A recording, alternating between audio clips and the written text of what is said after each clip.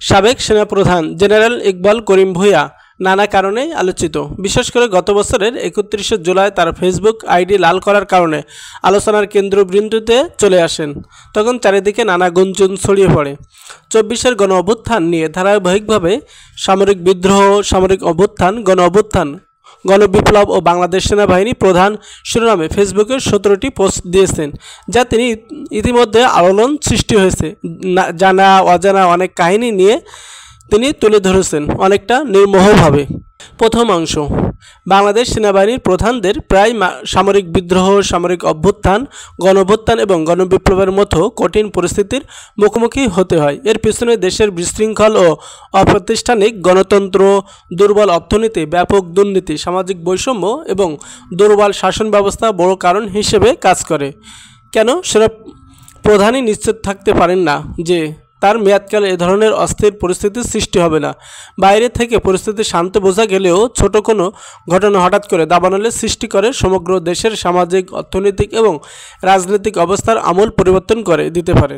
যেমন 1975 সালে শেখ মুজিবুর হত্যাকাণ্ড, 1990 সালে ডাক্তার মিলনের শহীদ হওয়া কিংবা 2024 সালের কোটা সংস্কার আন্দোলন সবকিছু দেখিয়েছে কীভাবে একটা মাত্র ঘটনা জাতির ইতিহাসকে বদলে দিয়েছে। তাই পরিস্থিতি আপাতদৃষ্টিকে শান্ত দেখালেও সম্ভাব্য অস্থির পরিস্থিতি মোকাবেলার জন্য একজন সেনাপ্রধানকে সবসময় সজাগ থাকতে হয়।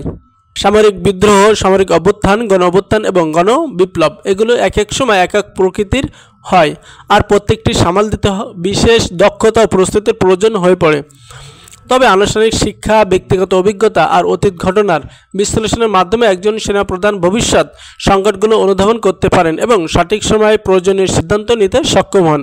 পিছনে ফিরে তাকালে দেখা যায় বাংলাদেশে বেশ কয়েকজন সেনাপ্রধানকে প্রশ্নের সম্মুখীন হতে হয়েছে, কারণ তাদের বিরুদ্ধে অভিযোগ উত্থাপিত হয়েছিল তারা জনস্বার্থে কোনো ব্যবস্থা গ্রহণ করেননি। আবার কেউ কেউ জনগণের দাবির কাছে নতি স্বীকার করে এমন পদক্ষেপ নিয়েছিলেন, যার কারণে সেনাবাহিনীকে ভাবমূর্তি সংকটে পড়তে হয়েছিল এবং তারাও বড় ঝুঁকির মুখোমুখি হয়েছিলেন।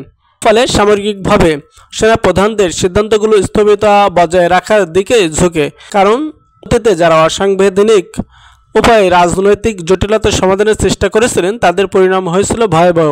মেজর জেনারেল শফিউল্লাহকে অকাল অবসরে পাঠানো হয়, ব্রিগেডিয়ার খালেদ মোশাররফকে গুলি করে হত্যা করা হয়, জেনারেল জিয়াকে হত্যা করা হয়, জেনারেল ইরশাদ কারাভোগ করেন, জেনারেল নাসিম গ্রেফতার হয়ে অকাল অবসর নেন, আর জেনারেল মঈনকে এখনও দেশ ছাড়া অবস্থায় থাকতে হচ্ছে। দ্বিতীয় অংশ, সেনা বিদ্রোহ এমন এক পরিস্থিতি যা সেনা প্রধানকে দিশেহারা করে পুরো কমান্ড কাঠামোতে অচল অবস্থা তৈরি করে। এর মূল কারণ হলো বিদ্রোহ সাধারণত অপ্রত্যাশিত জায়গায় হঠাৎ ঘটে, আর এর সঙ্গে মিলিত হয় সহিংসতা ও বিধ্বংসী শক্তি, আকস্মিকতা, নেতৃত্ব কাঠামো ভেঙে পড়া, আর আনুগত্য ও শৃঙ্খলা মনস্তাত্ত্বিক বাঁধন এক লহমায় গুড়িয়ে যাওয়ায় সেনাবাহিনীর মৌলিক ভিত্তি নড়েবড়ে হয়ে যায়। যেখানে দ্রুত অস্থিরতা, বিশৃঙ্খলা আর বিভ্রান্তি বাসা বাঁধে।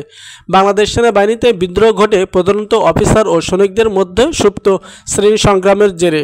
পাকিস্তান আমলের মালিক ভূত্ব সম্পর্কে নতুন পরিস্থিতিতে অস্বস্তিতে বাড়ায়, বিশেষ করে স্বাধীনতার পরের প্রজন্মের সৈনিকরা যখন স্বাধীন দেশের নাগরিক হিসেবে তাদের পরিচয় আর কর্তব্য নতুনভাবে নির্ধারণ করে। বামপন্থী রাজনৈতিক দলগুলো এই চাপা উত্তেজনাকে উস্কে দেয় এবং সৈনিকদের মধ্যে পারস্পরিক শত্রুতার বীজ বুনে রাজনৈতিক ফায়দা লুটে নেওয়ার চেষ্টা করে। বহু বিদ্রোহ ঘটলেও এর মধ্যে 3টি বড় বিদ্রোহ দেশকে বিশেষভাবে কাঁপিয়ে দেয়।